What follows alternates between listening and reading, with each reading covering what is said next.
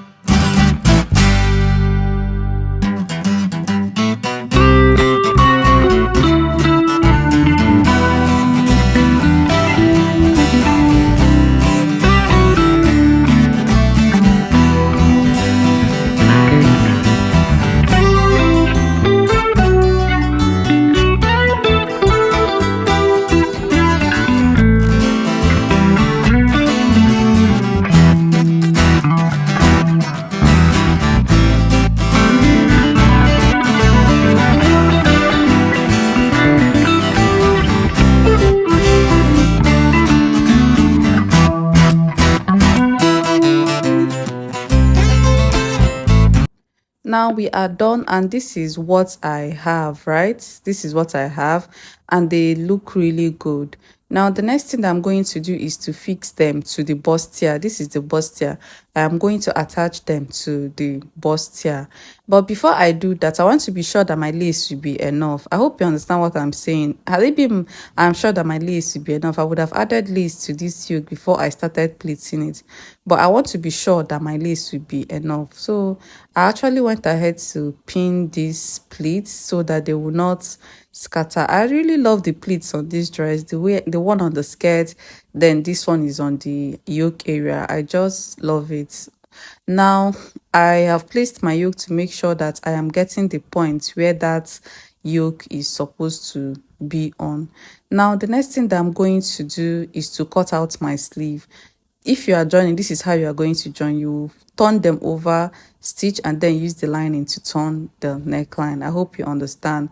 So now these ones are the back pieces, and I'm going to arrange them according to the way I'm going to turn it. Like place it this way, turn the neckline and iron. So this is the skirt. We are done turning the skirt pieces and we are done closing the zipper allowance of the back skirt.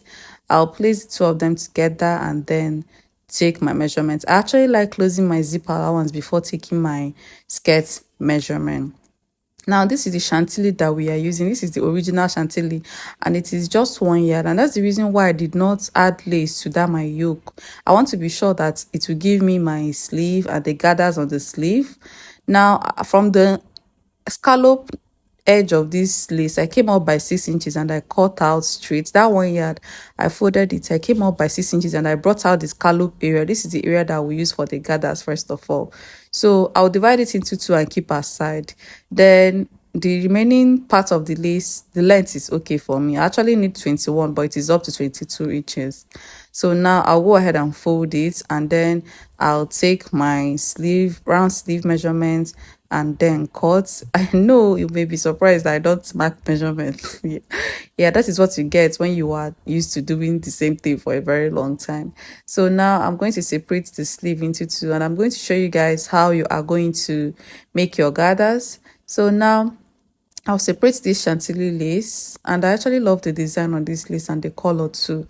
Then I'll get the other one that I cut out for the gathers, and I will gather it here. Okay, so the total length of the sleeve will be 25 inches. It will be around 25 and a half inches after taking out the seam allowance. So that is how we are going to join the other sleeve too. After doing that, you will use half inch or 1 inch to shape the sides.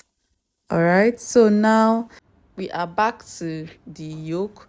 I After cutting out the sleeve, this is the lace I'm left with. So now I'll open up this, and I'm going to add lace on top of it. Yes, because at least I'm sure that I've gotten my sleeve. So you go ahead and iron. You can remove the pleats, then go ahead and cut a yoke, cut lace, sorry, this yoke will be in between that lace, just like the way we folded the brocade before we started pleating. That is how you are going to fold this one. So place it in between it, and then wrap it together. Just wrap it over that yoke you have made already, and you will iron, and then you can do your pleats and then run a stitch on top of it before joining this to the bustier area. Okay, I hope you understand what I mean. Now, after doing that and turning the neckline, the back, shaping the skirt, I'll come back and show you guys what I have. So now this is what you should have after attaching it. So go ahead and stitch on it and turn. So now I am actually done turning the front, and I'm done joining the yoke to the bustier area.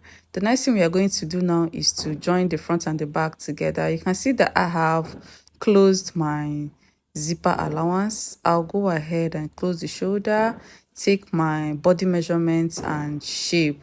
I've already taken the body measurements of the skirt. So after shaping the top and the skirt, I will iron, then come back, trim, and join them together. So now take your bust measurements mark and take your waist measurements and mark. Now this is what we have. We are done. I'll measure out my half length. Half length is 17. I'll measure that out and trim. Then I'll also trim my armhole so that it will have a better fit. Always measure your shoulder before you trim your armhole so that it will have a better fit. So now I am done trimming that armhole. I'll also trim this particular armhole. So now the next thing that we are going to do is to attach our sleeve to this trimmed armhole and then the skirts. So this is our sleeve. We are done making the gathers. You go ahead and join it, then join the other one. After that, you get your skirts and then attach the skirt to the top, and that is it, guys. So guys, registration for our online classes is ongoing. If you want to register, please send a DM. I'll drop my WhatsApp number in the comment section, or you can download our mobile app and buy your courses directly on the mobile app.